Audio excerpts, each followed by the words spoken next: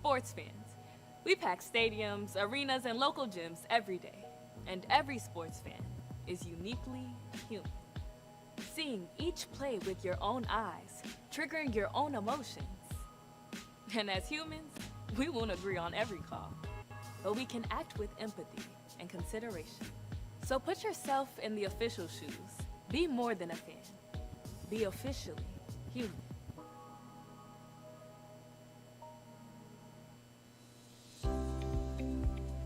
Hey everyone, I'm Haven Montague. I'm a sophomore and I am becoming a scholar mentor. My favorite part about being a mentor is just getting to connect with the upcoming class. I definitely have made a lot of new friends and helping them to get acclimated around here. So for me, the Great Adventure, when I went last year, I loved the wilderness aspect. I got to connect into my faith as I'm really built through God, and it just felt so amazing to walk the trails and get to connect to my class. Because when I got back, it was definitely different. We all felt bonded together. And now this year, it just felt exactly like that. It's just from the outside looking in, watching them grow and bond and feel like they can trust each other. And you can just see the classroom just get louder and louder each day because they are just loving to talk to each other, and those relationships stick around. And I'm really excited to see how the rest of the year goes.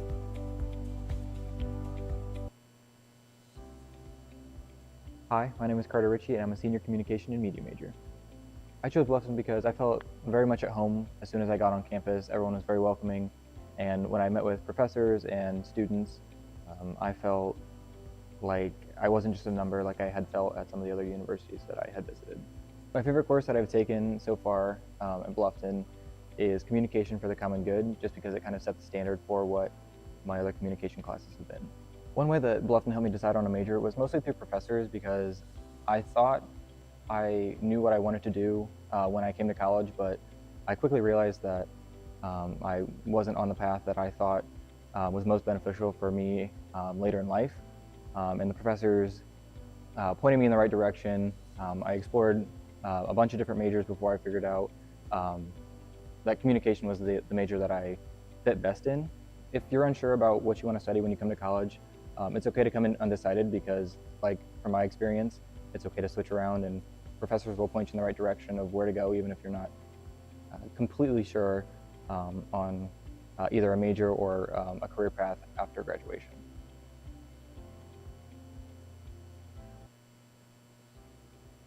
My name is Ashley Cloker. This is my third year at Bluffton University, and I am a mathematics major.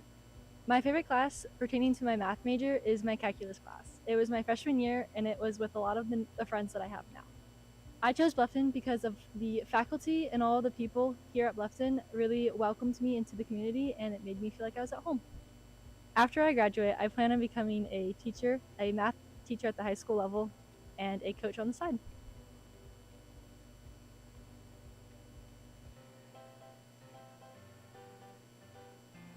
Hi, my name is Claire Matthews. I am a nutrition and dietetics major here at Bluffton, and I am from Bluffton, Ohio.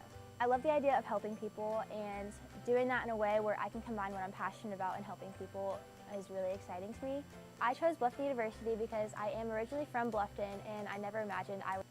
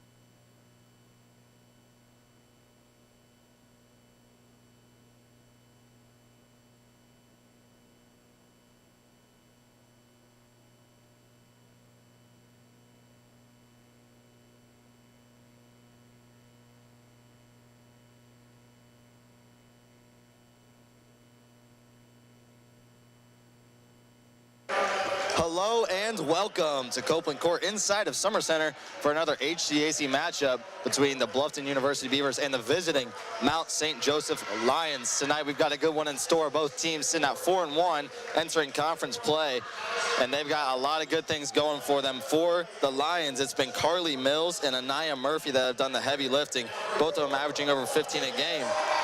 But, Caleb, we have two of our own pretty good guards on the Beavers. What can you tell us about them? All right, well, the two guards for the Bluffton Beavers, Madison Brown and Kayla Prigge. Kayla Prigge has been a phenomenal three-point shooter for Bluffton. Now a senior here at Bluffton University. Not only can she do it from the 3 points from three, but she's also phenomenal on the defensive end of the floor, averaging 3 steals a game. Even coming up clutch in their last home win. And then we talk about Madison Brown. I like to say Madison Brown is a dark horse. The reason why I say that is because last season, she barely saw any minutes. I don't even think she averaged a single point a game. But right now, as the starting point guard for the Beavers, averaging 17 points a game. It's not just from 3, only taking 4 3-point attempts this season. She's doing a phenomenal job getting to the rim, attacking the basket, and also getting to the free throw line as well. So Mount St. Joe has their 2 top players. We got our 2 of our own, and it's going to be a dogfight, like you said. Mount St. Joe, preseason number 2 in the conference, 4-1, as well as the Beavers. So we're bound to have a great game ahead of us. Yeah, we're expecting a good one here as we get ready for the tip. It's going to be Smith and Drummond's going up for it.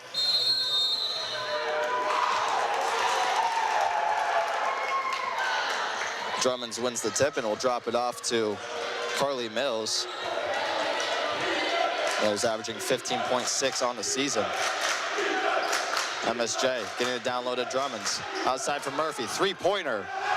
Too long. Carly Mills is there for the long rebound. She'll take a 3 of her own, and that one is cashed. You're going to see a lot of 3-point shots on Mount St. Joe tonight, averaging about 41% from the 3-point line. They don't really have anybody big as well. Madison Drummond's their biggest big at 6 foot, so you're going to see a lot of shots on beyond the arc. Madison Brown tries to fight through some contact. Unable to get it to fall, and Brinkman's efforts aren't enough to save the ball from going out of bounds. So a turnover after a missed shot for the Beavers. That was not a bad idea by Madison Brown, the drive towards the paint. And Mount St. Joe's lost to Denison. They gave up 38 points in the paint. And all the other wins Mount St. Joe had, the team was scoring about 15, 20 points in the paint. So that's going to be a huge factor for the Beavers tonight, is just getting in the paint. You can see Bluffton playing a zone defense here. Swinging it up top. Jenkins gives it to Drummond. Outside for Murphy, now down low on the block. Free throw line jumper is short, air ball. Kayla Prigge's there for the rebounds. Great defensive stop there from Bluffton. Now a breakaway for the Lions, and Nia Murphy's going to take it by herself and lay it in to give them an early 5-0 lead. Yeah, even though Mount St. Joe averaging 19 turnovers a game, but they're also up there in steals, averaging 9 steals a game. So it's going to be huge for Bluffton to try to limit those turnovers, because Mount St. Joe does a phenomenal job on capitalizing on those turnovers. Yeah, both teams like to play fast, as there she Carly Mills getting her hand into the passing lane. There's Prigge working at the top of the key. 2 won't go. Looked like it got blocked. Maybe not. It's going to go with the Lions. It does seem kind of just heavy pressure from the Lions' defense, and Bluffton, it just kind of just seems like they're trying to get everything in a rush, trying to get something going. When you get a bunch of pressure from the defense, that's when you just got to slow yourself, take your time, move the ball around. Don't look for the first shot, look for the best shot. Stivers tries to pass it to Carly Mills in the corner, and it falls out of bounds, so the Beavers will take over here. Desperately trying to find some offense 2 minutes into this one, and still no score for the Beavers. So Brown will take it up with Murphy on her hip. Murphy pokes it away. It'll stay with the Beavers. Getting that heavy pressure from Mount St. Joe. Bluffton is going to have to be careful of taking care of the ball. Mount St. Joe might have to be a little bit careful as well, because they get too aggressive trying to poke the ball loose and might get called for a reach-in foul. Prigge will inbound to Rachel Clark. That one is tipped off of Clark and will go the other way for the Lions. So already some bad breaks for the Beavers. Yeah, already 2 turnovers. Coach Scheller is not going to be pleased with that, with Bluffton only averaging 13 turnovers a game. If you start off with 2 turnovers within the first 2 minutes of basketball game, it's not a good look. Into the corner for Murphy. Corner 3. This one's too deep as well. Madison Brown gets the long rebound. She'll try to push it with Murphy on her hip. Settles it down at the top of the key, and Anaya Murphy's going to be called for the first foul of the game. Yep, there was Murphy being a little bit too aggressive, trying to reach for that ball. Madison Brown, she was able to do it early in the game, but right then and there just got a little bit of that left hand of Brown to get the first foul. Here's Prigge to inbound again. She'll get it to Madison Brown. Brown takes a screen from Brinkman. A little stutter step, and we're going to have an offensive foul going against Cameron Brinkman. Yeah, it looks like it might have been a legal screen. Those are kind of the tough ones to call because you're always kind of moving a little bit, but you always have to be set right when the defender hits you. It kind of seemed like she was still moving a little bit. So Jenkins will bring up the ball for the Lions. Already a 5-0 lead. They'd like to add to it here with this possession. Mills inside. Down low to Drummonds. She goes up with it off the glass and in. That was a nice dump down there by Stivers. We have Lindsey Smith right on top of you. Just to flip it over top of her. Just have an easy man right next to the basket. And then at that point, all it takes is one shot fake. Madison Brown drives inside, right-handed layup. Won't go. Rebound for the Lions. Madison Brown still continuing to try to drive into the paint, get a basket, but nothing is really falling. It might have to be something to where they might have to look for something beyond inside the paint, mid-range shots, three-point shots. Drummond's trying to go to work on Smith, but she stepped out of bounds. Good job by Lindsey Smith down there on the baseline, not giving away any room, forcing the turnover. The one thing about Mount St. Joe is that, yeah, they do have a lot of turnovers on the season, but they do a phenomenal job limiting those points off turnovers. So Bluffton, it could be huge for them to be able to capitalize on those points on turnovers with how successful Mount St. Joe has been on being able to make up for it on the defensive end. Brinkman goes in with the left hand. Doesn't fall. Bluffton can't seem to get one to go. Now the other way is Drummond. She gets fouled. Won't be able to convert the bucket, but she'll have a chance for two at the line. And 6 minutes and 16 seconds remaining. Still no score for the Beavers. Yeah, it's kind of an interesting start for Bluffton. We kind of see them already have a couple points on the board in a bunch of their games this year. But to start the game, already 0 for 3 from the field. So it's going to be interesting to see what they decide to do here. They try to waste more time just moving the ball around, try to look for a better shot. Drummond's first attempt is no good. Yeah, Drummond's doing pretty good on the season. 13 of 18 from the free throw line. Beavers are first in the HCAC as both of them won't go. So a break. Now the Beavers trying to go with pace as Lacey Fenstermaker has checked in for Brinkman. Tipped out of bounds, and he'll stay with the Beavers. But as I was saying, the Beavers are first in the conference in defensive, or I guess opposing points per game allowed. So their defense has been very stout so far.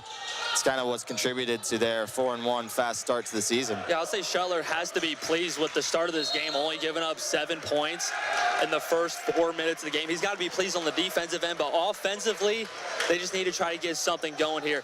A great help would be Lacey Fenstermaker just have another big out there on the floor, 5'11", and a lot of the starters from Mount St. Joe, tall as 6 foot. Everybody else is about 5'7", 5'8". Lindsey Smith going to work down low, spins, left-handed is blocked. Drummond's hands off to Murphy, now in transition with some pace. Goes in with a right-handed layup. It's just missed off the back iron, a little too strong. Carly Mills thought about the three-pointer. She'll step inside, kick it out to Jenkins. 3 is, again, too long, and Smith is there for the board. There's that aggressiveness. That's going to cost you a little bit too aggressive, trying to go for the ball as Mount St. Joe, and Anaya Murphy is going to have to take a seat. Already 2 fouls in the first quarter. Yeah, Jordan Patterson will check in for her. That's one of the things you have to be aware of when you are playing that aggressive defense is the foul trouble that you may get into. Murphy, their leading scorer on the year with 15.8 per game. She's done it at all levels as well. 42% from 3, 43 from the field, 70 from the line. So here's Clark trying to slow down the pace a little bit and get things set up for the Beavers. Prigge goes down low. Smith thought about it. Now she'll give it to Brown. Brown tries to go into the corner, and instead she's going to get called for a travel. Yeah, not a bad idea. The handoff to Madison Brown, drug her foot a little bit while she got to the block, but not really bad play there by Coach Schiller. Got a lot of off-ball movement from the Beavers, but just Madison Brown just immediately double-teamed, triple-teamed by that block. So he'll go to his bench to go get Kyla Columber into the game, three-point specialist. A junior this year, but this will be her final year, so it'll act as her senior year. Good pass inside, unable to corral it. Now a two-pointer. Again, just a little bit too strong. It seems like all their misses have come off that back rim. Yeah, but they're all really good looks. Well, they're not really getting a bunch of contested shots up. A lot of them are wide open, or they might have a hand just a little bit in front of them. Brown out to Kayla Prigge for three. This one's good. And the Beavers finally get on the board here halfway through the first quarter, thanks to the three ball from Kayla Prigge. Yeah, Kayla Prigge, like I said, phenomenal from behind the three-point arc. 40% from three. Little bit slow to start, little bit slow from the three-point line last season, but so far this year, she's done a phenomenal job. Patterson's three. That one's too strong. Rebound can't be corralled, and it's going to go with the Beavers. A little bit of momentum building now for the Beavers here in the first quarter, the 4:16 remaining. Yeah, look back at this replay on Kayla Prigge's three. This might be the key for Bluffton. A drive and kick. Madison Brown driving into the paint, doesn't have anything, kicks it back out wide open for three from Prigge. Yeah, one thing I noticed was that when Madison Brown did drive down low, they had three Lions there converging on her, so that'll open up at least two other players for open looks. Kayla Prigge could have passed it off, but her look was good enough for her to take the three, and she sunk it. So with 4:16 remaining, we'll take our first timeout with the Lions ahead 7-3.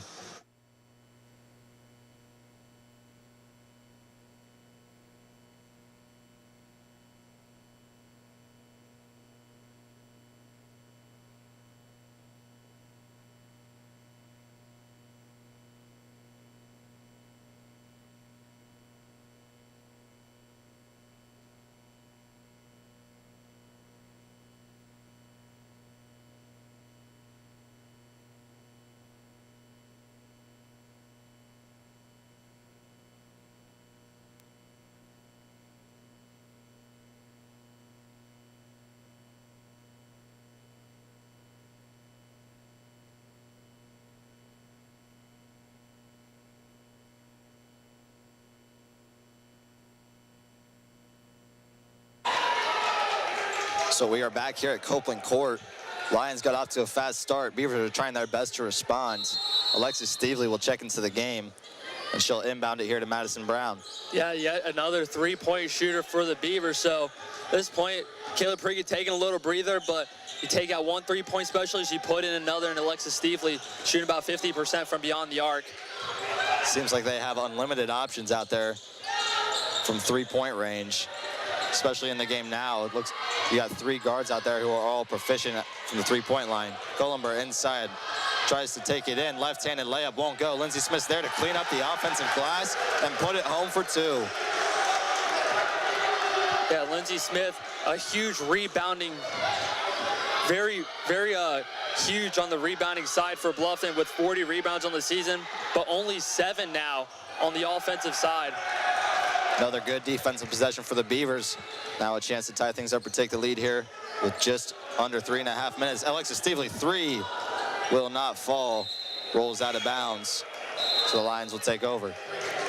Kayla Prigge will check in for Stevely. It kind of seemed like that three from Stevely was a little bit rushed. She kind of turned, kind of realized, oh, I have so much space here, might as well shoot it up. But she also shot it from what would be the men's three-point line. So it kind of seemed like that shot was a little bit rushed. Don't have to take it there. Kind of take your time a little bit, trying to find a better shot.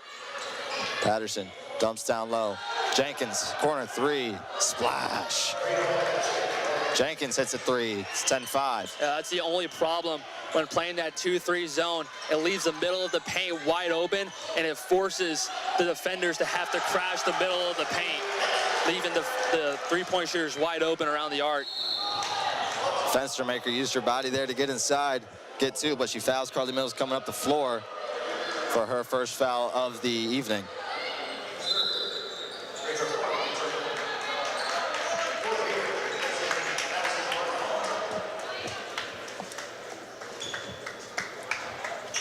Jenkins to inbound. Gets it into Stevers. Jenkins long three. Rattles in and out. A couple of good looks from her so far tonight. Can't get a lot of them to fall. She did get the last one.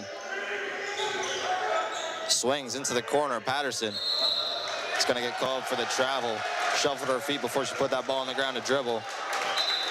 Yeah, I got to really like what Lacey Fencenmaker and Kayla Prigge did at the bottom of that 2-3 zone. Anytime the ball started to get the reverse, as soon as it got to the top of the three-point line, like Lacey Fencenmaker immediately crashed to help the shooter who was over in the corner. And as soon as the skip pass went, Prigge was right there to defend it. Rachel Clark spins inside and finishes off the glass. Her first points. Lions now ahead by 1. Jenkins on the wing. Inside now. Down low.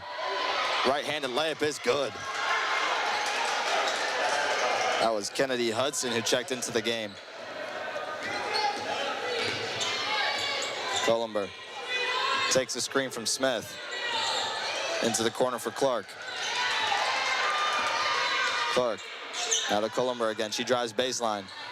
Not much there. She tries to go up with the right hand, gets fouled, and she'll head to the line to shoot a pair of free throws. Nice move by Kala Columber. Realized she kind of had the baseline open a little bit.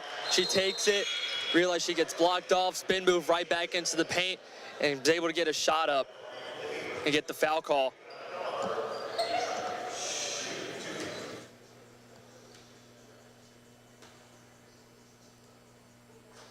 Her first attempt hits off the front and falls. No good. Yeah, collectively as a team, shooting 71% from the charity stripe this season. The second one doesn't go either, but it's offensive rebound for the Beavers. Fencenmaker can't get it to go. So a pair of missed free throws from both teams now. Not much going from the line. Good steal there by Rachel Clark. Gets it to Lindsey Smith and back to Clark now. Clark trying to direct traffic. Swings it up top.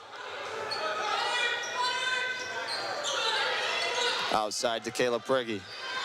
15 on the shot clock. She drives left side. Tries to get the floater. My goodness.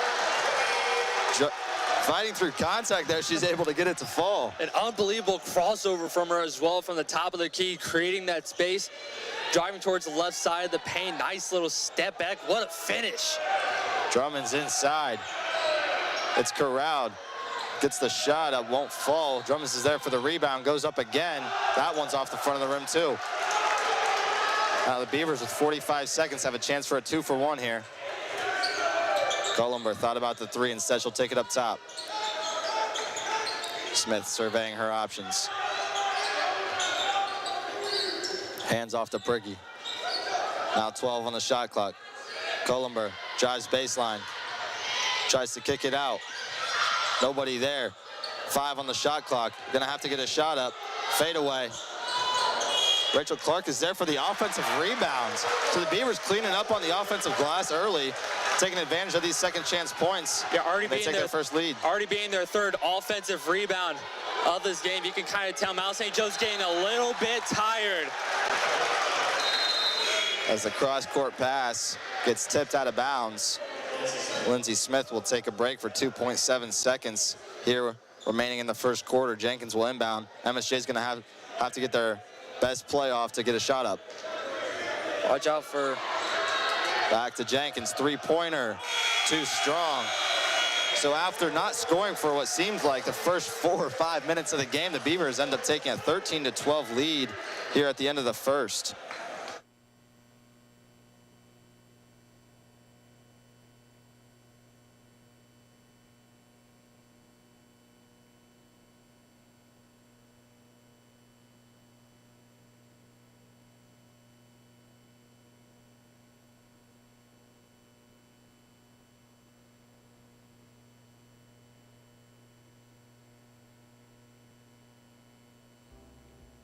My name is Ashley Cloker. This is my third year at Bluffton University, and I am a mathematics major. My favorite class pertaining to my math major is my calculus class. It was my freshman year, and it was with a lot of the friends that I have now. I chose Bluffton because of the faculty and all the people here at Bluffton really welcomed me into the community, and it made me feel like I was at home. After I graduate, I plan on becoming a teacher, a math teacher at the high school level, and a coach on the side.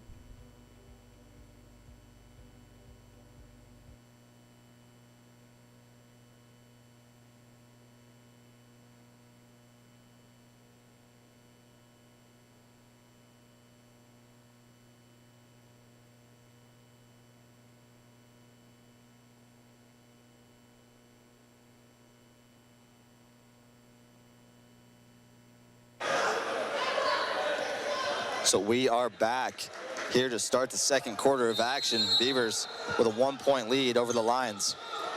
Yeah, we were talking a little bit during the break how phenomenal of a job Bluffton able to respond after the slow start in the first quarter and taking 5 minutes and 22 seconds without getting a bucket, starting off 0 for 5 in the game, then to start the game, and then finishing that first quarter going 6 of 10 from the field. Coach Hill has got to be very, very happy with how well Bluffton has done offensively. Yeah, they needed that response. The shot clock wasn't working there initially as they got it inbounded, so they'll take 3 seconds off. And to also especially end that first quarter on a 13-5 run, doing a phenomenal job with that 2-3 zone, applying pressure on Mount St. Joe when they try to get the ball in the paint. Priggy, 2-pointer from the elbow. Can't get it to fall. Townsend's there for the rebounds. Like you mentioned beforehand, not a lot of bigs in this MSJ lineup. The Beavers are taking advantage of that early. Fenstermaker will spin and drive right side into the corner for Priggy. Priggy, 3-pointer. A little too far to the left. Ball on the ground. They're going to have a foul going against Kyla Cullenberg. Yeah, kind of that look from Priggy from that corner. It kind of seemed like she had to throw something up while the shot clock was winding down. But a great coach will tell their shooters, even when shots aren't falling, keep on shooting. They're going to fall eventually. Murphy inside to Jenkins. Jenkins outside 3 for Drummonds. Nothing but net. Drummonds up to 5. That was going to be huge for Mount St. Joe to be able to capitalize on that 2-3 zone in Bluffton. Like I said, as soon as you get the ball on the top of the paint, that defense is immediately going to start to go towards you, and it's going to leave a bunch of shooters wide open around the 3-point line. Priggy tries to go up and under, but it's taken away by Jenkins. Now a 3-on-2 with some pace. Jenkins, good pass. Down low, nothing's there. Stivers will shoot the 2, and it's good. So a 5-0 run here to start the second quarter for the Lions. They found a little bit of groove offensively. Clark going fast. Go up with the right hands. Can't fall. Murphy gets the long rebound. Again, a 3-on-2. Good pass to Stevers. She'll go up, get fouled, and head to the line to shoot 2. Yeah, I would say 2 or 3 turnovers from Bluffton that weren't really great. The reason I say that is because as soon as they get the ball, it seems like past the half-court line, they're taking about 5-10 seconds off that shot clock, and they finally throw something up. They take a shot. And if they don't get the rebound, Mount St. Joe is just going quick. Fast break offense right towards the basket. Stevers first will fall. Yeah, Ella Stevers kind of talked about Haley Grungick, usually the starter for Mount St. Joe, but Stevers is getting hurt, getting the nod today. First start of the season. Second one goes as well. Yeah, as you mentioned, Haley Gingrich is not playing tonight. She started all 5 games, so we have to assume that she was unfortunately injured, or maybe just needed the rest. Who knows? Lindsey Smith inside. Good pass, good finish for the Beavers. Great setup offense there by Bluffton. Had a screen on that right elbow. Lindsey Smith cutting down to that block. Bluffton's going to need to keep doing that. Just run some plays, take up some time. Jenkins across to Murphy. Wing 3, too strong again. Madison Brown able to corral the rebounds. She'll look ahead to Brinkman. Thought about the long 2. Instead, she'll kick it out.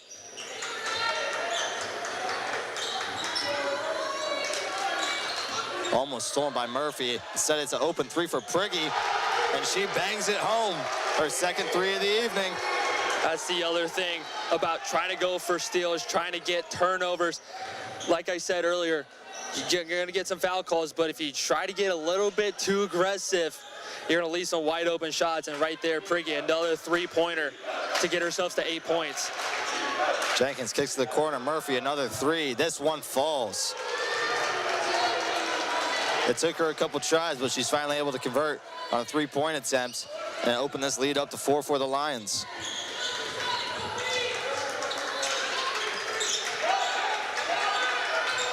Smith looking for somebody. Prigge will take it. Step back long, two.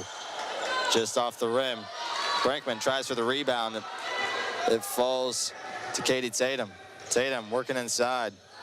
She'll kick it out to Murphy. Murphy, another three-pointer. This one's long. Rebound inside by Drummonds. Murphy setting things up for the Lions offense here on a second chance point. And an easy dump down and finish causes Coach Shuttler to take a timeout as Lions have a 6-point lead. What did you see there, Caleb? It kind of just looked like Lindsey Smith kind of got a little bit caught up a little bit to the player that was on top of the paint and just allowed that Mount St. Joe line to just cut right underneath the basket and just an easy pass by Murphy and an easy 2 points for the Lions. Yeah, so already this quarter having much more offense in it. We mentioned it a little bit earlier, but MSJ is a 41% three-point shooter on the season.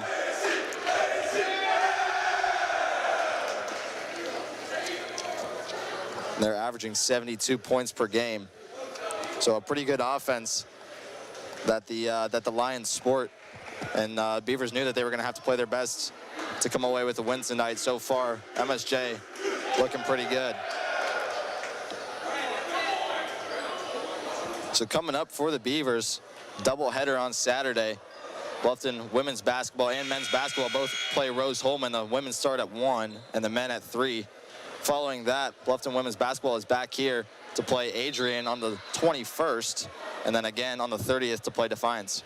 Yeah, this upcoming weekend matchup with Rose-Hulman is going to be pretty interesting. Correct me if I'm wrong, Andrew. I don't think Rose-Hulman had a women's basketball program last season. Yeah, that sounds right. I think you're right. Or they had, like, they started the year. It's like they started off the year, but then they had, I don't know like, if they couldn't 8 players, and one of them got hurt, or 2 of them got hurt, and they couldn't field a team or something like that. And this season, they're 1-4 to start off. Hopefully they can get something going. That's a really good engineering school. We know we see them in every other sport. They're pretty solid in just about everything. Madison Brown gets her own rebound underneath. Tries to get it to Lindsey Smith. Now Clark gets it to Smith. She'll hand off to Brown. 9 on the shot clock. Brinkman, nowhere to go with it. Ball's on the floor, and Caleb Prigge's gonna be called for a foul going up against Morgan Jenkins. Yeah, Madison Brown really struggling from the field to start off this game. Doesn't even have a made shot over 3 on the game, and then also kind of looked like there. All the players for Bluffton were right next to each other, right along that baseline. They need to be able to spread out, create a bunch of open space for them to be able to work on offense. Tatum will bring the ball up the floor for the Lions. Murphy swings it back across. It's get stolen by Madison Brown. It's a 2-on-2 with her and Cullenber. Outside to Cullenber, long 2. It's too long on the attempt, but Tamron Brinkman's there. Can't get the second chance point to fall, and it's finally corralled by Anaya Murphy.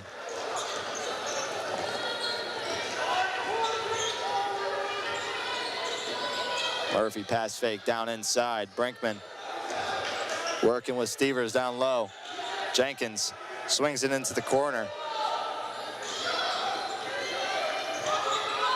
Again, Stevers down low. Right-handed layup won't go. Lindsey Smith is there for the board. Clark takes a screen. Jump stop. Nothing there. Lindsey Smith, free throw line. Banks it in off the glass. Everybody was trying to tell Tam Brinkman, turn around. You have nobody guarding. You have the wide open shot right there, but decides to a little be unselfish and pass it off top to Lindsey Smith at the free throw line. Nice, easy bank shot. Jenkins, good pivot. Left-handed Won't go.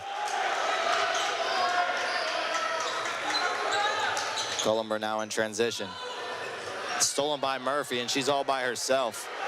She takes it in for the left-handed layup, and it is good. Yeah, Murphy read that like a book. You can see the eyes of Kylie Columber just staring down Madison Brown, and Nia Murphy able to read it perfectly, get the steal and the easy 2 points.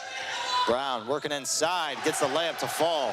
Her first points of the evening. MSJ is going to go ahead and use a timeout here with 3:48 remaining. Offenses went stagnant there for a little bit, but finally coming to life again with 26-22 Lions lead.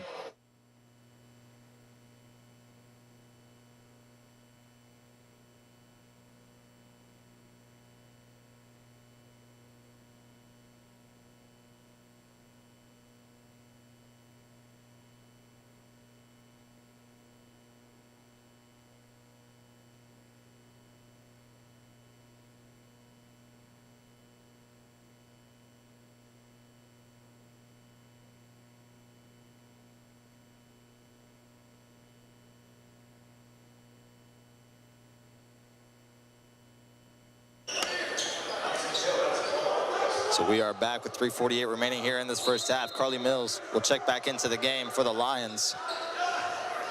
Also coming in is Elizabeth McCoy, the sophomore from Fort Mitchell, Kentucky.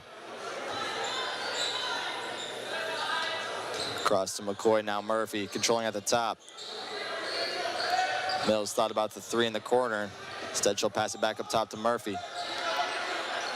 Pass down low, threads the needle. Rachel Clark is there for the steal, though. Clark down low, fencer maker goes up. Good finish there. Great use of the shot fake too by Fensmaker, goes into the body of Drummonds. Tried to get a foul call, but didn't get it, but was able to finish. Drummond's two-pointer is no good. Now the Beavers got a little bit of pace to their offense. Columber working inside, gives it to Smith. Nice job by Lindsey Smith, slowing it down. Fencer maker step back, long two, Rydell's in and out. Murphy now with pace, weaving her way through the defense, finishes with the left. She's had her way getting to the basket so far tonight. That's where most of her points have come. She's been getting it from beyond the arc this season. Tonight, I think she's 1 for 3 or 1 for 4, but she's done a fantastic job driving and finishing at the rim. Fenster maker now working on that right elbow. Gets it down low to Smith. Columber three. A little too strong. Smith with the rebound. Dumps it down low to Madison Brown. Brown reverse layup. Oh my gosh. I don't think she saw the basket, but she finishes anyway. And it's a 2-point lead for the Lions. It's kind of one of those shots you're on that right block, you go underneath and you're like, all right, kind of just throw it out there and hope it goes in. Drummonds now kicks it out to McCoy. Into the corner for Hudson. Down low to Drummonds, working on Lindsey Smith. Tries to go up, off the backboard, good finish. As much as we've seen MSJ not really get a lot of points in the paint so far on their season, they've done a good job tonight getting there. Yeah, already 16 points in the paint for Mount St. Joe today. Like I said, they're averaging about 20, 25 points in the paint per game, and at this rate, they're about to beat that margin. Lindsey Smith able to get the offensive rebounds. Another board for Lindsey Smith and another layup. And 2 more points in the paint for Bluffton. Now 20 points in the paint. That loss Mount St. Joe had against Denison. They gave up 38 points in the paint in that game. Bluffton doing a phenomenal job. McCoy, corner three, too strong again. Good effort on the offensive board there by Kennedy Hudson. Into the corner, Carly Mills, three-pointer, nothing but net.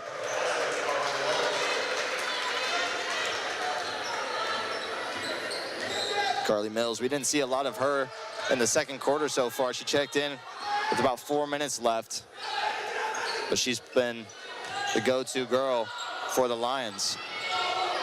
Lindsey Smith able to fight it off. It's going to stay with the Beavers. We're going to talk a little bit about Carly Mills, leading point scorer for Mount St. Joe, averaging 15.5 points per game.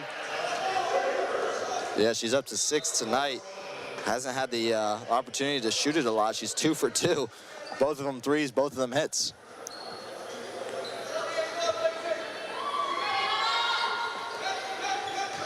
Madison Brown will inbound to Fenstermaker. Brown takes it right side. Looks to drive in, shot to take it back out. Good pass to Clark. 3 on the shot clock. Clark's gonna have to get something up with the left hand off the glass. What It a falls. finish. It's something about finishing on that left side. It's worked for Rachel Clark. It's worked for Madison Brown. It's worked for Kayla Prigge. Shot goes up and it's in at the buzzer. Good shot by Madison. Drummond's there to close out the half, give them a 5-point lead. We'll be back with about 2 minutes before halftime is up. We'll bring you some scores from around the league and our thoughts going forward for the second half.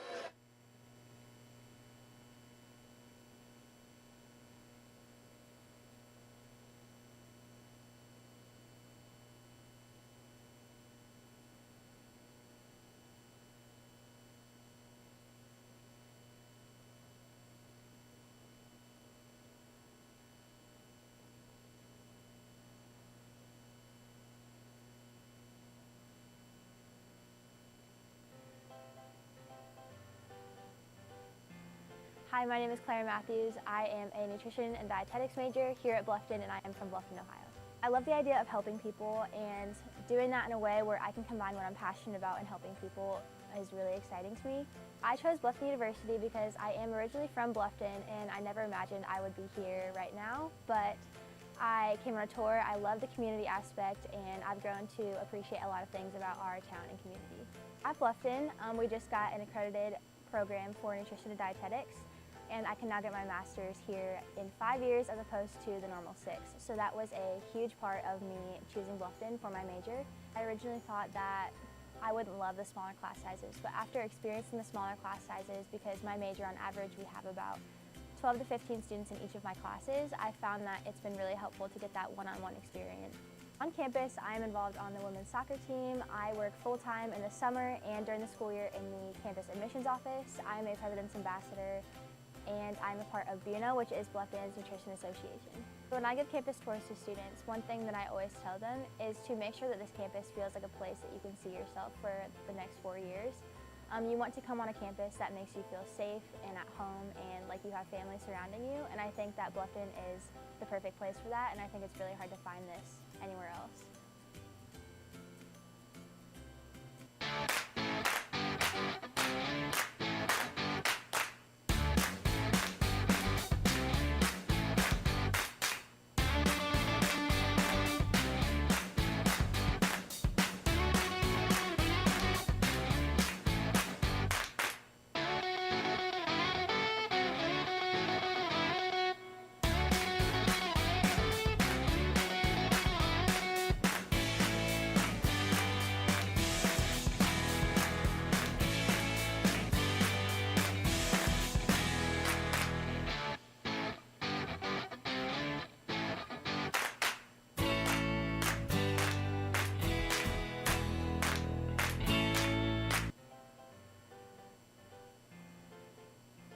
My name's Emily Buss. I am a sophomore from Clyda, Ohio, and my majors are marketing and communication and media with a minor in public relations. Came to Bluffton with that, just marketing in mind. Then after talking to multiple professors, they said, you should think about picking up communication. My ultimate goal after graduating is I definitely want to do something marketing based, maybe working with like a marketing agency, possibly being like a marketing specialist, fingers crossed. My professors have been so helpful and like caring. They want to know like how you're doing. Like maybe if you missed one class, they're right there to be like, hey, are you all right? What's going on? Like, how can I help you? I'm a lead president's ambassador. I'm also a residential advisor, and I'm a cheerleader. So there are many things to do on campus. I think it is very important to be involved on campus. It allows you to get those connections, get to know people. We are a small campus, so I think having those connections will definitely help. We also have like a great community of respect here. So just having that really helped me choose Bluffton as like, you know, my next home. And it just made this campus feel like home with just like the friendly people.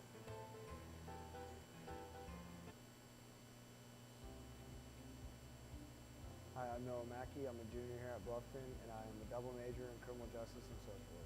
My favorite class here at Bluffton is probably Intro to Social Work. That's my favorite class because Kelly, the professor, just makes it really easy and really enjoyable to learn. I chose Bluffton because it's a small community just like my hometown, and I really like to get to know a lot of people, and it's a lot easier when it's a smaller campus. So I choose the social science majors here at Bluffton because the professors and advisors are just really easy to get along with. They're really understanding, they're really helpful with whatever you need. After graduation, I plan to attend the police academy and go on to be like a state patrol officer. Bluffton University. Visit for the beautiful campus. Apply for the academic excellence and national achievements. Enroll and become one of the many Bluffton graduates who are making a difference in their communities. Visit bluffton.edu today.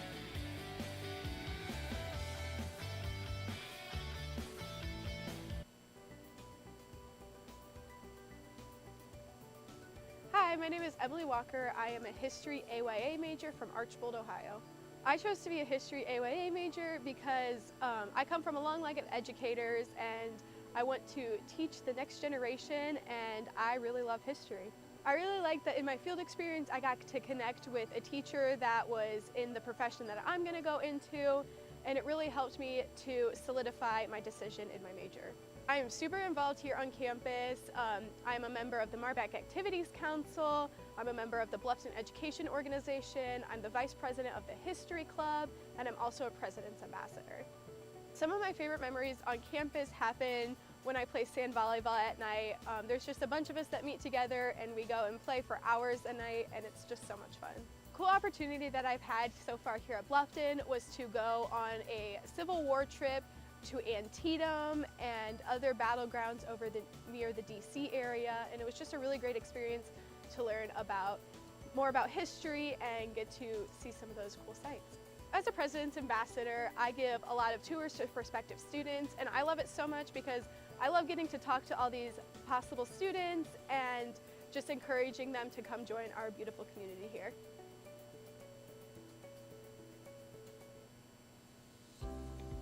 We have a really strong residence life program. In fact, we ask all of our students to live on campus during the time that they're here. One reason we do that is because we really feel strongly about how the residential experience impacts your overall Bluffton experience. Here at Bluffton, we have a really tight-knit community where you really do get those individual interactions which really make your experience here at Bluffton. We really feel that making a sense of community really helps the residence halls and your living experience, and we're going to do everything that we can to make sure that you feel that you're welcomed, you're safe on campus, and like you have that sense of community, because that's really what makes Bluffton so special. We are a residential campus, right? The vast majority of our students live here on campus, and that might be different than some other institutions, and it's certainly something that makes Bluffton distinctive. And that sense of community includes that closeness within the halls, but it also is the closeness within the confines of our small campus, right? All of our residence halls are all just minutes away from classroom spaces, from athletic facilities, and certainly Marbeck Center, our student union, and dining facilities as well. So you're always going to be in a very kind of close-knit community. We are so excited to have you as a part of our community. So welcome to Bluffton, and we look forward to seeing you soon.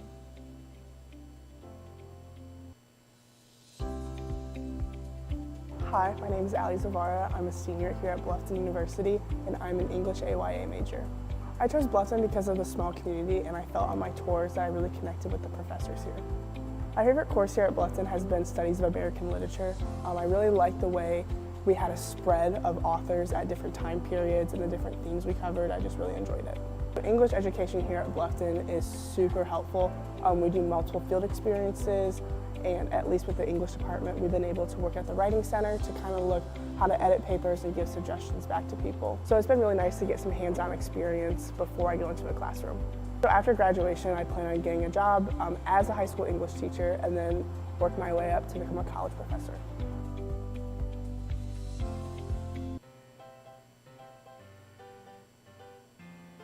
I'm Lindsay Barnes, and I'm from Van Wert County. My majors are social work and minoring in criminal justice. I chose social work to be my major because my mom worked in the courthouse in Van Wert County for most of my life, and so it ultimately led me to be interested in the criminal aspect of social work, and I just wanted to help those who are incarcerated or who have been incarcerated and their families. I chose to come to Bluffton because of the small town community atmosphere that would allow me to get closer with friends, but also the professors, to have that one-on-one relationship. The Bluffton professors here actually care about if you succeed and generally care how you're doing. As a freshman coming to Bluffton, you go on a great adventure to Tennessee, and that really helped us break out of our shell of being nervous with each other. To live in the residence halls, it brings a sense of community together because you can always knock on someone's door and hang out with someone. As a student on campus, I am part of the softball team. I'm also going to be next year as president ambassador and an RA, but also I like to be part of the intramurals here on campus, as it's small town feel, so everyone gets really involved and it's super fun.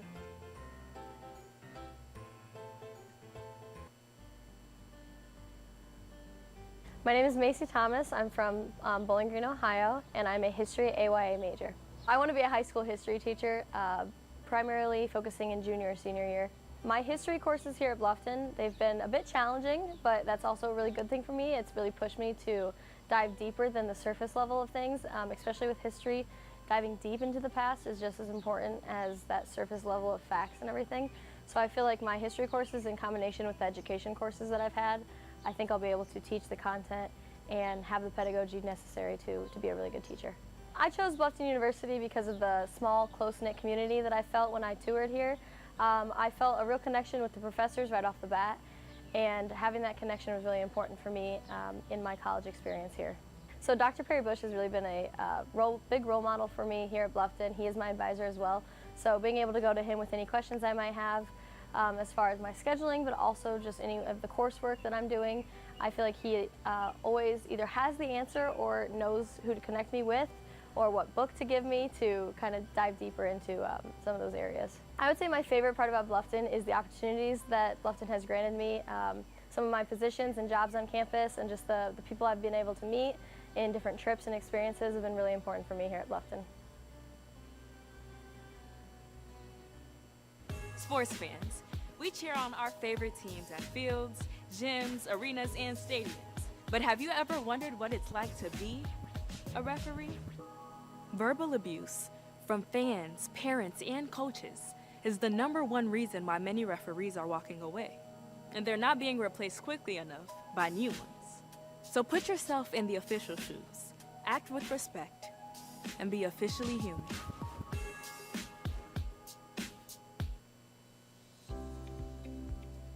My name is Madison Shepard, and I am a senior social work major. I chose Bluffton because I came from a smaller school, so I like the small atmosphere of being able to just know everybody and wave to people on campus and just see how they're doing.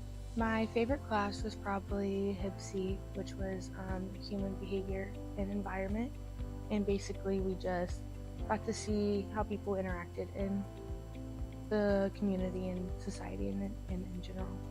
What I like about the social sciences here is that we are such a smaller field, so you get to know the people that you're going through your classes with and doing the program with, and you just get that one-on-one connection with your professors who teach you a lot with your field of choice. After graduation, I plan on working at an agency called NIAP, which is the National Youth Advocate Program.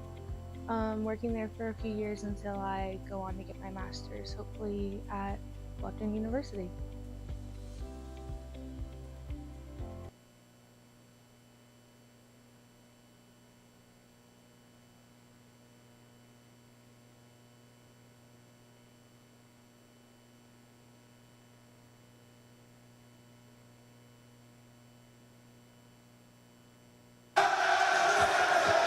And we are back at Copeland Court, as there you see majority of the Bluffton University baseball team spelling out Beavers there in the front row, trying to make a difference tonight, trying to get these Beavers their first conference win of the season here in the home opener of conference play. So looking at the halftime stats, MSJ's up by 5, 35-30. A lot of the shooting numbers are pretty similar. 43% for MSJ, 41% for Bluffton, 40% from 3 for the Beavers, and 35% from 3 for the Lions. Both teams not getting a whole lot of free throw attempts there in the first half. 6 combined, 2 for 4 for the Lions and 0 for 2 for the Beavers. Pretty close most of the time, but Bluffton just wasn't able to eat into that lead too many times, and MSJ wasn't able to extend it, so it's been about a 5-point lead this entire game. Caleb, what do you think the Beavers have to do here in the second half to come away with a win? Honestly, I think they just got to keep doing what they're doing. You know, they had a really slow start to that first quarter, going down 7-0, able to come back, build up that lead, but Mount St. Joe was able to respond right back. I think the biggest thing is they need to be able to slow down Mount St. Joe when they are on the fast break. 8 fast break points from the Lions. So anytime a shot is able to go up for Bluff, they miss a shot, Mount St. Joe gets a rebound, they got to be able to bust it right back to the defensive end and just try to slow down the Lions from getting fast break opportunities. And there you see Lindsey Smith leading the Beavers in points with 8. She also has 9 rebounds, so she's dangerously close to a double-double. And Anaya Murphy leading the Lions with 9 points on 4 for 9 shooting and 4 rebounds with 2 assists added in there as well. Yeah, you can add to those 9 total rebounds from Lindsey Smith. 4 of them have been on the offensive end. 8 offensive rebounds from the Beavers tonight. You can kind of see as well with their 8 second chance points. But Mount St. Joe also with 8 second chance points as well. Like, kind of looking at this sheet, Andrew, like you just said, it's been very even this entire first half. Bluffton, they just got to find that little spark to be able to pull away, get a couple stops, get back that lead, and then just hold on to that lead. Bluffton only has had the lead for 1 minute this entire game. Yeah, and kind of going off that point, I mean, as even as it's been, the big difference has been how MSJ started and the slow start for the Beavers. Unable to score within the first 5 minutes. Drummond's working on Smith, spins, left-handed layup, won't go. Smith is there for the rebound. Madison Brown will take it the other way. Brown trying to size things up. Gets it to Smith on the elbow. Brown coming off. Lindsey Smith now works with the left hand, goes up. She gets fouled. Not sure if it's a shooting foul or on the floor, but it is going to go against number 24, Ella Stivers. You can see Lindsey Smith trying to get the handoff to Madison Brown, but once you realize she isn't getting that handoff to Brown, decides to turn towards the middle of the paint, attack her defender, then go up to the basket, and able to draw a foul and get 2 free throws. Lindsey Smith's first attempt is just a little bit long. Beavers still unable to convert at the line tonight, 0 for 3 now. 70% on the year, so normally a decent free throw shooting team, right around the average or slightly above average mark. Lindsey Smith's second attempt is also too long. Brinkman's there for the rebound, as is Priggy. Priggy getting tied up down low. She'll take it out herself. Yeah, smart by Priggy. She was double teamed down in the paint by 2 Lions players, decides to take it back down and reset the offense. Gonna have a foul on the floor. It's gonna go against Ella Stivers. So 2 fouls within the first 45 seconds here of play in the second half for Ella Stivers. Yeah, luckily for Coach Elston and this line, and for the Lions, it's got her first 2 fouls in the start of the second half. She's going to have to be careful if she gets her third, because she might have to come out of the game. Briggy drives, spins, tries to go up and under with the left hand, and she gets fouled. And she'll head to the line for 2 free throw attempts. Still, no free throws made for the Beavers. 0 for 4 from the line to open this thing up. Yeah, a lot of these close games, when it comes down to the end of it, the biggest thing about those kinds of close games is if you can be able to make your shots from the charity stripe. So here's Priggy's first attempt. This one goes. Beavers finally erase that goose egg from the free throw line. They get on the board here first in the first half. Second half, excuse me. Actually looked like they gave that foul to Stivers, so that's going to be her third of the game. Priggy converts both. Now we'll see Stivers check out of the game, and into the game is number 5 for MSJ. Yeah. That is Aubrey Deppenbrock. We didn't see her in the first half, but she will check in for the Lions. Yeah, but Coach Elston forced to make a move as Stivers only gets her third. It's only her third foul, but already 3 fouls within the first minute of that second half. Jenkins inside into the corner. Murphy, 3-pointer. This one's good.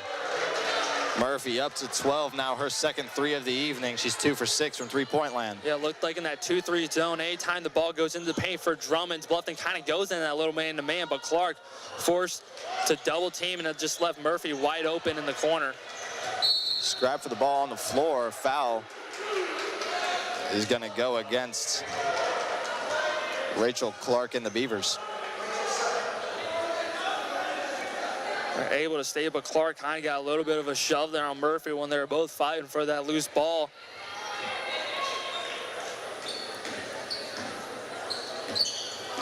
Jenkins brings the ball up.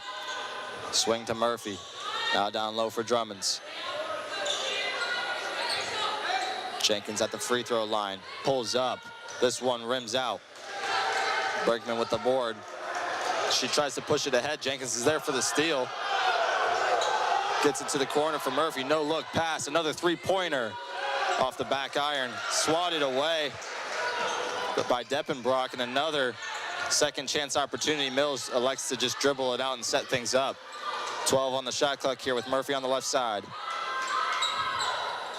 Swings it back up top. 6 now. Jenkins takes a three. A little too much space. And she's nothing but net from three-point land. Yeah, already 17 three-point attempts for Mount St. Joe tonight, making 7 of them, putting them at 41%. That's able to help to extend their lead to 9. And you know that if Kayla had known that the shot clock was that low, she would have stepped up right there. A little bit of lack of awareness, as that's got to be something. I think it was a foul, but if it's not a foul, then you got to call a double dribble. But refs just let him play on. Mills inside floater. This one's no good. Brakeman gets a tough rebound. Beavers desperately need some offense. Brown drives inside, right-handed layup, and one.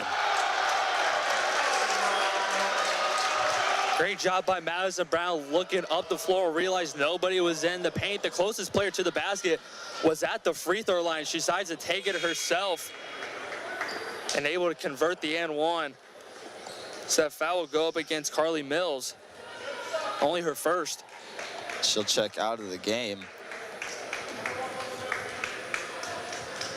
Mills used to playing 28 minutes a night. Madison Brown converts. Ahead to Murphy.